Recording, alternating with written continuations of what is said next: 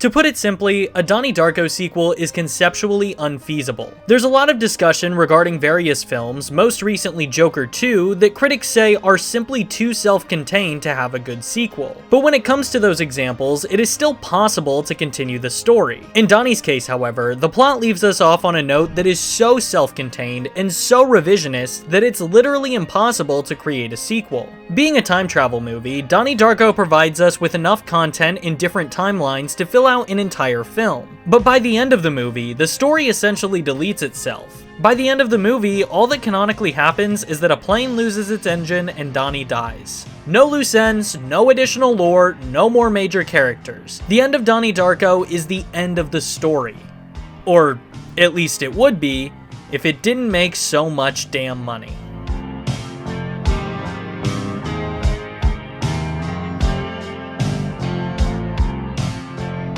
By all logic, this movie should have never been made. In an interview with IGN in 2009, the director of the first film, Richard Kelly, said, quote, "To set the record straight, here are a few facts I'd like to share with you all. I haven't read this script. I have absolutely no involvement with this production, nor will I ever be involved," end quote, clearly illustrating his dissatisfaction with the production of a sequel. But I do want to give credit where it's due and say that despite this being an obvious cash grab, it's pretty clear that the team behind it were big fans of Donnie Darko. It's just also painfully obvious that they didn't really want to make a direct sequel either. S. Darko, as the film would come to be known, is a mess, which I'm sure you expected. As stated earlier, it's an idea that was doomed from the start. But what I hope to explore in this video is just how much the filmmakers were able to salvage. This is a movie that's not discussed much at all online, so maybe there's something good that came out of it that people just haven't latched onto yet. Or maybe I'm just gonna pick this apart like the cynical, snobby YouTuber you've come to know and love. It's the second one. This is genuinely the worst film I've ever reviewed. Regardless, this is S. Darko.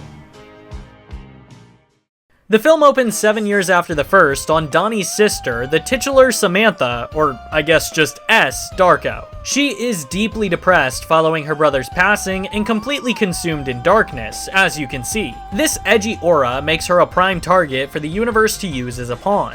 In case you didn't catch my last video on Donnie Darko, here's a really quick lore summary of the concepts you have to know for any of this to make sense. So there are these people referred to as the manipulated living and manipulated dead, which are individuals used by the universe against their will and generally without their knowledge to prevent the apocalypse. On the other side of the coin are the living receivers. These are the people who must follow the universe's cryptic hints delivered by the manipulated individuals to physically change the course of history, thereby resetting the timeline and balancing the universe once again. I know that that's a lot of information, but as you'll come to find out, this film is much more of a lore dump than an actual story. Anyway, Samantha and her historical best friend Corey are preparing to leave on a road trip from Virginia to California, presumably to attend an EDM concert based on the way they're dressed. That's another weird part of this movie. For something that's supposed to take place in 1995, it reeks of the 2000s when it comes to costume and set design. In their cross-country road trip, the pair only make it as far as Utah before their car breaks down.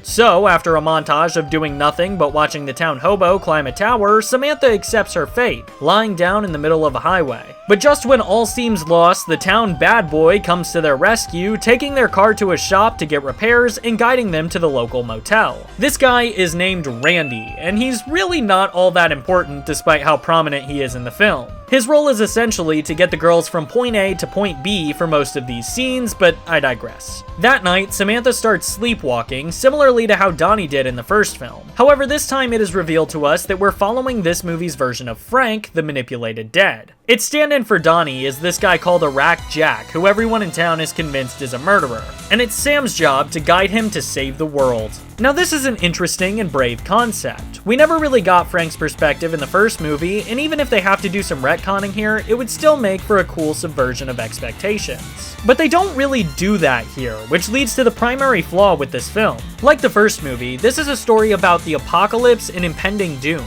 The difference is that Donnie was directly responsible and aware of what was going down. It was his responsibility to save the world. Samantha, on the other hand, doesn't even know what's going on. She's only able to advance the plot when she's essentially possessed and has no recollection of any important part of the story, which means the main storyline is entirely inconsequential to the ongoing mystery and threat.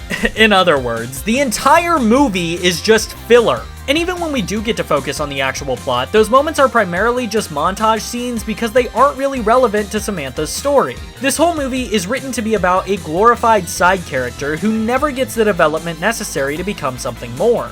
The next morning, Sam wakes up with no idea how she got there, and it's revealed that her sleepwalking is actually quite common. She meets up with Corey and discovers that a meteorite has hit the town. This is the jet engine stand-in, but again, since we don't follow the actual main character, it's completely meaningless. And because it carries absolutely no weight, the friends just move on and hit up a local diner for breakfast where they meet this nerdy kid Jeremy who wants to talk about the meteorite. I think we're supposed to find Jeremy endearing at this point in the film, but his desperation just comes off as creepy, a theme we'll touch on more later on. In any case, Jeremy claims to have purchased the space rock and is now analyzing it for science, I guess? I don't know, I just make YouTube videos. And after that, we hard cut to a party scene. Now, I may have missed this, but I genuinely did not notice a moment here where the girls got invited to this party. It just kinda happens. It's not particularly noteworthy either. We do get the only pretty shot in the movie after Sam gets pushed into the pool for no reason, but other than that, we just see that Randy has a little brother who died, Corey is being mean to Sam, and Sam gets into an argument with Randy because he scoffs at them for wanting to be strippers. I didn't mention that, but yeah, the end goal of their trip was actually just to become strippers at a club owned by Corey's dad, which honestly makes it a little extra weird, but whatever. Anyway, they argue and Samantha feels super alone. When night falls, the ghost version of Samantha tells Jack to burn down a church. Why? I actually have no clue. This film has some really weird religious messaging that is very hard to see as anything other than blatantly anti. It doesn't really comment on anything or provide a perspective. It just makes all of the religious characters into cartoonishly bad people, even if that means forcing them to act out of character. And not in a way where we're learning more about them, no, just in a way that feels super out of left field and confusing. This movie has a bad habit of pulling twists like that, which will be touched on more later. But this doesn't just stop at the religious people. It also extends into all of the male characters. It feels like a 13-year-old Twitter user wrote this script.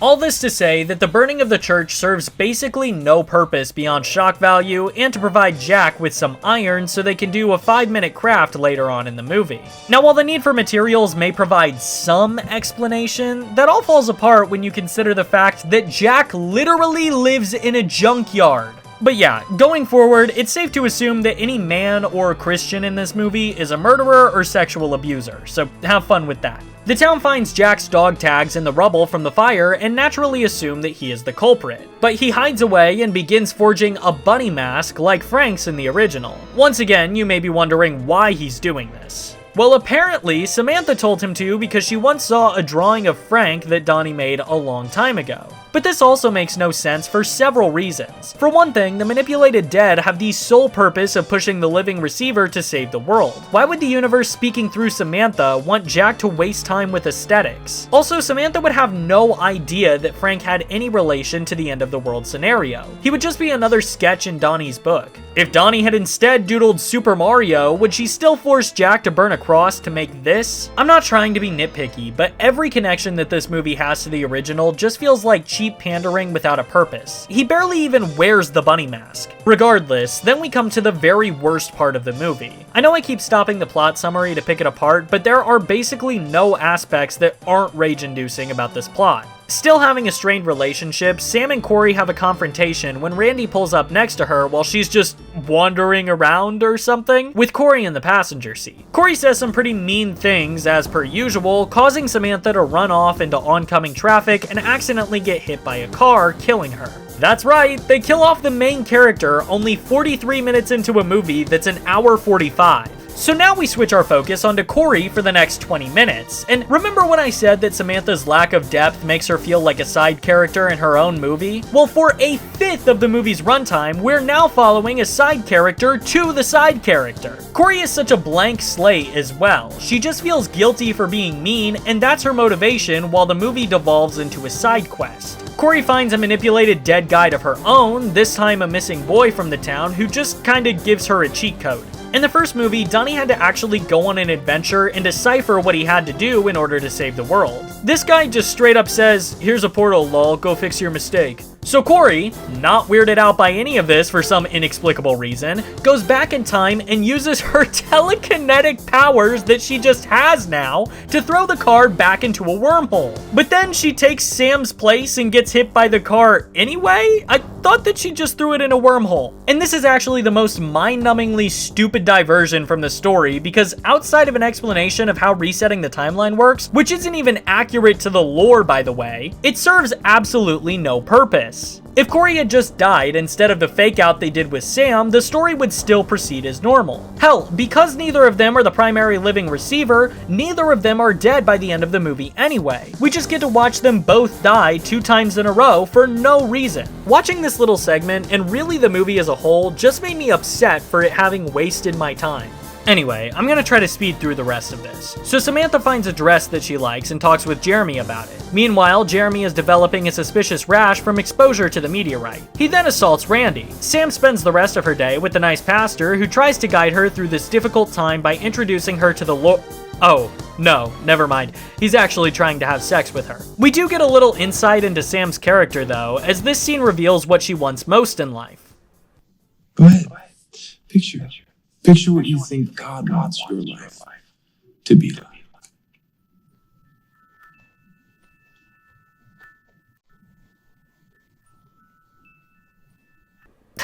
Well, you can't doubt her commitment to sparkle motion. That night, she sleepwalks and wakes up next to Jack on the top of a hill. They talk about the philosophy of time travel book that they just have a copy of for some reason, and it's revealed that Jack is Roberta Sparrow's grandson because during the writing process, someone shouted out, "Now do a silly one." Anyway, Sam starts to make her way back down the hill before discovering a secret area where the bodies of 2 dead kids were being stored. She also finds the religious woman's key bracelet there because she's the culprit. But of course, no one believes her, instead thinking it to be Jack, who gets arrested by the local police. Also, I don't think I mentioned this, but the doomsday clock is set to end on that night, which isn't at all relevant until this very moment, by the way. Jeremy and Sam go on a date to a remote location to watch the fireworks display that evening after Jeremy gives her a dress that she liked from earlier. He then takes the opportunity to force himself on her in a moment of uncharacteristic gamer rage and ends up killing her. Seriously, this performance is laughable. It looks like one of those Alpha Wolf TikToks. Anyway, then the manipulated dead version of Samantha breaks Jack out of prison and he sacrifices himself to save the world, and everyone lives happily ever after. The end. So, what did I think? It's the biggest piece of dog shit. Yeah, this film doesn't have a single good aspect. The acting is terrible, the cinematography has maybe one pretty shot, but otherwise keeps using these really zoomed out takes and overall bizarre choices. That, in tandem with the washed out color palette, makes it not only terrible story-wise, but ugly on top of that. We spend so much time outside of the main conflict that this movie could basically be summed up in just a couple of scenes. Everything the characters do is entirely inconsequential, and not in an interesting or thought-provoking way like in the original, but in a way that makes you feel stupid for even considering having a critical thought about this movie. It feels like this movie was made by a team of people who like Donnie Darko, but don't at all understand it. There's nothing of substance, no deeper or even surface level meaning, and it doesn't even stay true to the established lore or real life common sense. It's been so long since I've seen a film that's so bad it's infuriating. But S. Darko is genuinely one of the worst movies I've ever had to sit through. Normally this would be the part of the video where I say, oh, but everyone's entitled to their own opinions, so let me know what you think in the comments below. No. If you like this movie, you're wrong. So, believe to achieve or whatever, I don't know. I'm gonna go take a nap.